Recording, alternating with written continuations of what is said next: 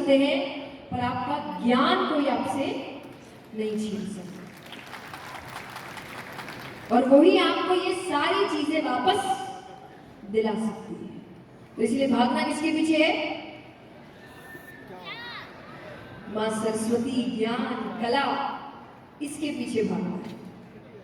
दूसरा पॉइंट मैं हमेशा कहती हूं कि कीप अ बैलेंस। कहीं पर भी एक्सट्रीम हो जाना उस क्षेत्र के लिए भी गलत है और हमारे लिए भी गलत है। सबने अपने माँ बाप से सुना होगा, मैंने तो सुना है कि अति अंतता क्षति, कि अति किसी भी चीज की अच्छी नहीं है। तो इसीलिए एक बैलेंस बना कर रखिए अपने प्रोफेशनल लाइफ में और अपनी पर्सनल लाइफ में। आपके रिश्ते भी आपके लिए बहुत जरूरी है। याद रखना, काम वापस आ जाएगा, ये भाग दौड़ भी वापस आ जाएगी। आजकल तो किसी भी उम्र में हम देखते हैं कि 90 की उम्र में भी किसी ने बिजनेस शुरू कर दिया और काम अच्छा कर दिया, लेकिन अपने वापस नहीं आते, उस समय वापस नहीं आता। मैं हमेशा एक कहानी कहती हूँ और एक सच्ची कहानी है। एक व्यक्ति था, उसकी पत्नी, उसके बच्चे हमेशा समय मांगते थे उससे कि थोड़ा समय तो परिवार में दो। और वो कहता था कि अरे मैं किसके लिए कमा रहा हूँ, तुम्हारे लिए तो कर रहा हूँ ना, सब कुछ तुम्हारे लिए तो हो रहा है। अरे बस थोड़ा सा समय और, कुछ साल और, बस इतना कमा ले, फिर सब कुछ छोड़कर रिटायर होकर इसका मजा उठाएंगे, फिर जिंदगी भर घूमेंगे ही घूमेंगे। उसने काफी समय तक अपना समय ऐसे ही बर्बाद किया, ना पत्नी के साथ समय बिताया, ना बच्चों के साथ समय बिताया।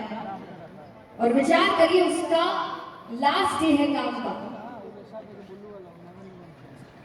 और वो घर जा ही रहा है। वहां पर पत्नी मायके गई हुई थी बच्चों के साथ, वो वापस घर लौट रही है और दोनों की बातें हो रही है कि आज से तो काम खत्म, रिटायरमेंट है, कल से तो पूरा समय परिवार का। कि अचानक उसको एक्सीडेंट होने की आवाज आती है और उसकी पत्नी और उसके बच्चे जिस कार में थे, उस कार का एक्सीडेंट होता है, वो सभी मर जाते हैं।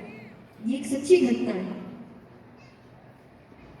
और अब उसको लगता है कि इस पूरे पैसे का मैं क्या करूं कि जिनके लिए कमाया था वही नहीं है।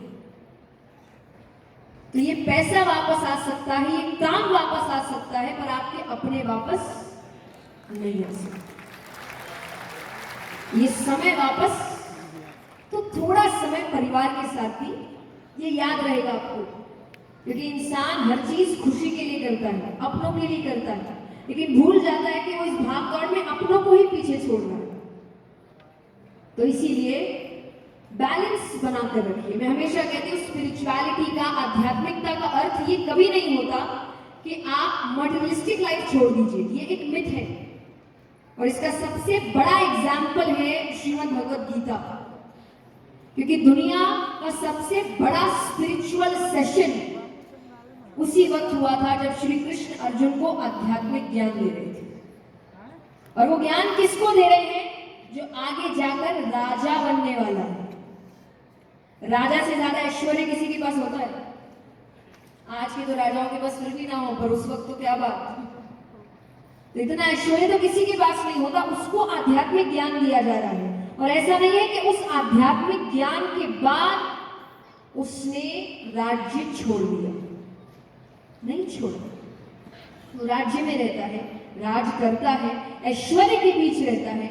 तो आध्यात्म आपको कमल बनना सिखाता है कि उस पर पानी की बूंद पड़ने के बाद भी वो स्पष्ट दिखती है, वो उसको ग्रहण नहीं करता, बीच में रहता है, वो नहीं छोड़ता।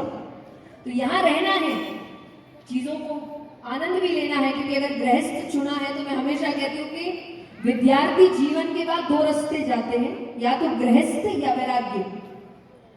ये आप अपनी मर्जी से चुनिए कि किसको गृहस्थ जीवन में जाना है, किसको वैराग्य। अगर गृहस्थ चुना है तो ढंग से जियो। मैं उन स्पीकर में से नहीं हूं जो आपको आकर ये कहे कि ये सब मोह माया है। ये मैं कथा में भी नहीं कहती कि ये सब नहीं करना, सब मोह माया है, सब यही छूट जाएगा। छूट जाएगा पता है, लेकिन जब तक है तब तक तो काम करेंगे। तब तक तो अच्छे से जिएंगे। गृहस्थ चुना है तो ढंग से जिएंगे, नहीं चुनना होता तो वैराग्य चुनते, तब रहते जंगलों में।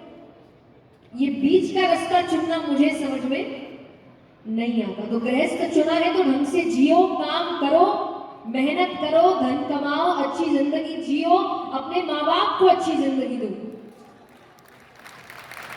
उन्होंने बहुत मेहनत की है आपके लिए, बाप का फर्ज बनता है उनको एक अच्छी जिंदगी देना। उसके लिए तो काम करना पड़ेगा। और कौन कहता है कि पैसे गलत होते हैं? अगर उनको सही चीजों में उनका इस्तेमाल किया जाए तो इससे अच्छी चीज और कोई नहीं है।